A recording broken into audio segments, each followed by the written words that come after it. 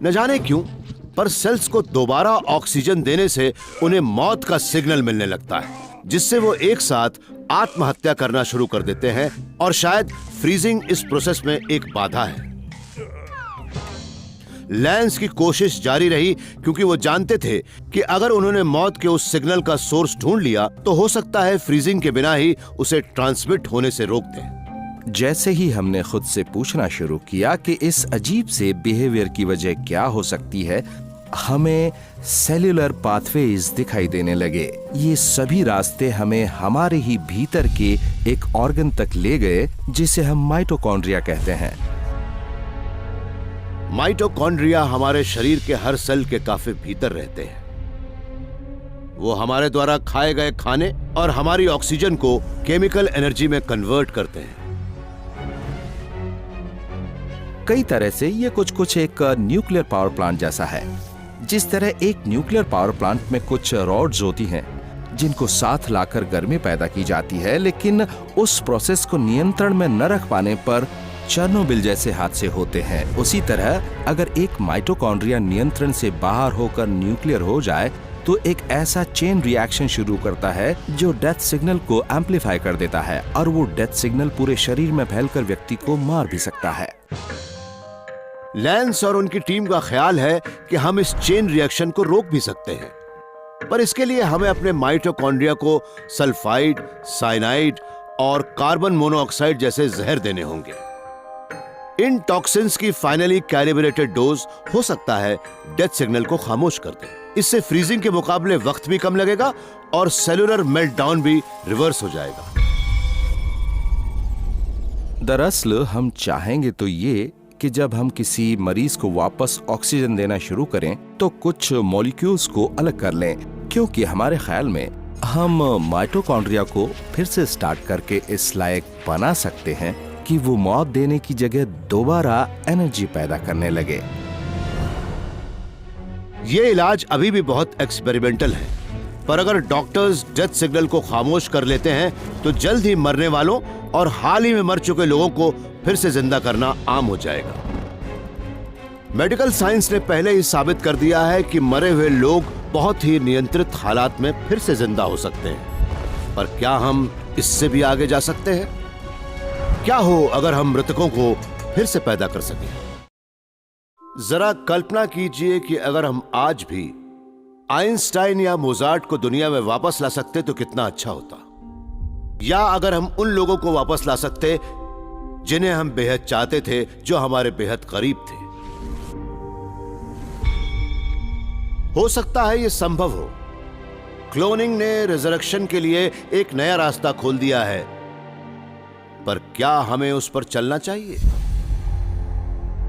Bob Lenja Boston के एक working class परिवार से हैं।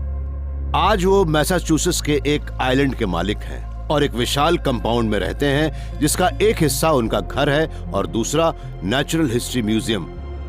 ये सब बायोटेक्नोलॉजी के उनके करियर की देन है। ये एक ब्रोंटोसॉरस की फीमर बोन है। लोग अक्सर पूछते हैं कि क्या मैं इसे क्लोन करने वाला हूं, और मैं कहता हूं कि क्लोनिंग के लिए पत्थर नहीं, एक जिंदा सेल चाहिए। पिछले दशक के दौरान बॉब ने बड़ी कामयाबी के साथ चूहों, गायों, बिल्लियों, कुत्तों, शूकरों, भेड़ों और घोड़ों को क्लोन किया है। 2001 में वो साउथ ईस्ट एशिया के गावर नाम के एक एक्सटिंक्ट बैल को रिजरेक्ट करने में कामयाब रहे थे, जिसमें सरोगेट मदर के तौर पर एक अमेरिकन गाय का इस्तेमाल किया गया था। सबने कहा कि इससे कुछ नहीं होगा, क्योंकि एक स्पीसीज की क्लोनिंग के लिए दूसरी स्पीसीज का अंडा काम नहीं आ सकता। पर मेरा ख्याल था कि इस तरह की क्लोनिंग पॉसिबल है। मैंने एक गाय की खाल से कुछ सेल्स को लेकर उनके डीएनए को एक साधारण गाय के अंडे में डाल दिया, जिससे गाय के कुछ एम्ब्रियोज तैयार हो गए। फिर मैंने उन्हें आयोवा भेज दिया, जहां उन्हें एक साधारण गाय में इम्प्लांट कर दिया गया। 10 महीने बाद उस गाय से गाय का एक प्यारा सा बछड़ा पैदा हुआ, जो दिखने में रेंडियर के बच्चे जैसा लगता था। पर जो चीज बॉब को प्यारी लगती है, दूसरे उसी से डरते हैं। क्लोनिंग के विरोधी कहते हैं कि वो ईश्वर बनने की कोशिश कर रहे हैं, लेकिन बॉब ऐसा नहीं समझते। क्लोनिंग कोई इतनी अजीब चीज नहीं है। लोग हजारों सालों से पौधों को क्लोन करते आ रहे हैं। इसके लिए आपको सिर्फ एक पौधे की क्लिपिंग लेकर उसके जेनेटिक मटेरियल में थोड़े से न्यूट्रिएंट्स डालने होंगे, फिर उसे जमीन में लगाना होगा ताकि एक बिल्कुल नया पौधा क्लोन हो सके। एक ऐसी दुनिया की कल्पना कीजिए जिसमें एक औरत अपने मरे हुए पति को जन्म देकर दुनिया में वापस ला सके, या एक आदमी अपनी मां को जिंदा करके अपनी बेटी की तरफ पालता हो।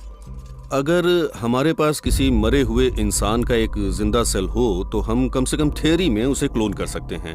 हमने 2 साल पहले एक पेपर पब्लिश किया था जिसमें हमने दिखाया था कि अब हम वाकई इंसानी एम्ब्रियोज पैदा कर सकते हैं जो जेनेटिकली आम एम्ब्रियोज जैसे ही होंगे, पर इंसान को क्लोन करने के लिए हमें वैसे ही किसी एम्ब्रियो को एक सरोगेट मदर के यूटेरस में इम्प्लांट करना होगा। लेकिन ऐसा करना अनएथिकल माना जाता है, इसलिए ये साफ नहीं हो पा रहा कि उनसे इंसानों को क्लोन कर सकते हैं या नहीं। समाज ने बड़ी सख्ती से रिप्रोडक्शन ह्यूमन क्लोनिंग को नकार दिया है। ऐसे माहौल में जेनेटिसिस्ट्स को अपनी रिसर्च करने के लिए फंड जुटाने में भी जबरदस्त मुश्किल हो रही है। साथ ही इसके लिए मटेरियल की भी कमी है। ह्यूमन क्लोनिंग में अंडों की सप्लाई एक बड़ी परेशानी है। हम चूहे या गाय के हजारों नहीं तो सैकड़ों अंडे आसानी से पा सकते हैं। कसाई खाने में $1 के हिसाब से गाय के हजारों अंडे मिल जाएंगे, पर इंसान के 5 अंडों के लिए 1 साल भी कम पड़ता है। अगर अंडे मिल भी जाएं तो भी ह्यूमन क्लोनिंग को परफेक्ट करने के लिए सैकड़ों प्रेगनेंसीज की जरूरत होगी। एक ऐसी प्रोसेस जिससे पैदा होने वाले कई बच्चों में बहुत ही भयंकर जेनेटिक डैमेज भी हो सकती है। यूं समझ लीजिए कि आपके बच्चे को क्लोन करना उसे एक ऐसे रॉकेट में भेजने जैसा होगा जो कभी भी फट सकता है। दुनिया के ज्यादातर हिस्सों में इंसानों को क्लोन करना गैर कानूनी नहीं है। एक दिन एक रोग साइंटिस्ट इसमें कामयाब भी हो जाएगा, पर एक इंसान को क्लोन करना ऐसा नहीं है जैसे आप उसकी नकल बना रहे हो।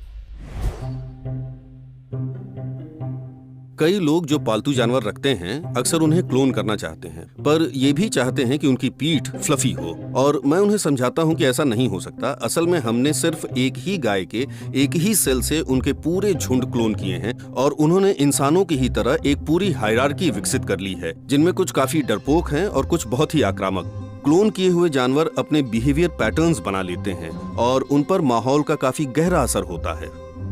मान लीजिए हमें फैसला करते हैं कि आइंस्टाइन के बालों से उनका डीएनए लेकर कुछ नए आइंस्टाइन बनाएं। लेकिन वो क्लोन्स वो व्यक्ति नहीं होंगे जिसने E=mc² लिखा था। उनमें से हर क्लोन की अपनी अलग पर्सनालिटी होगी जिसे उसका माहौल तय करेगा। क्लोन्स उन एक जैसे जुड़वा बच्चों की तरह हैं जो कई सालों के अंतर से पैदा हुए हों। वो एक जैसे तो हो सकते हैं पर एक ही नहीं होंगे। मौत के बाद जिंदा करने का मतलब मरने वालों के लिए नया शरीर तैयार करना नहीं, बल्कि उसे रिजरेक्ट करना है। अभी समाज इंसान को क्लोन करने की इजाजत नहीं देता, पर यह बदल भी सकता है। इस दौरान बायोटेक्नोलॉजिस्ट्स ने एक दूसरा तरीका ढूंढ लिया है कि लोगों को टुकड़ों टुकड़ों में रिजरेक्ट करें। ये वो अप्रोच है जो मेडिकल साइंस को बदलकर जिंदगी और मौत के बीच के फर्क को धुंधला सकता है। ये क्रांति यूनिवर्सिटी ऑफ मिनेसोटा की इस लेबोरेटरी में शुरू होती है। यही वो जगह है जहां पर डॉक्टर डोरिस टेलर मुर्दों में वापस जान फूंकती हैं। मैं सिर्फ दुनिया को बदलना चाहती हूँ, खास तौर पर बीमारों के लिए। मेरा एक भाई है जो क्रॉनिकली बीमार है और मेरी जिंदगी का हर काम शायद इसी से इन्फ्लुएंस्ड है। दुनिया को बदलने के लिए डोरिस पुराने अंगों के खोल से शरीर के नए अंग बनाती हैं। वो मुर्दों के अंग निकालकर उन्हें एक ऐसे तरीके से रीएनिमेट करती हैं जो एक बहुत ही अनलाइकली सोर्स आर्किटेक्चर से लिया गया है।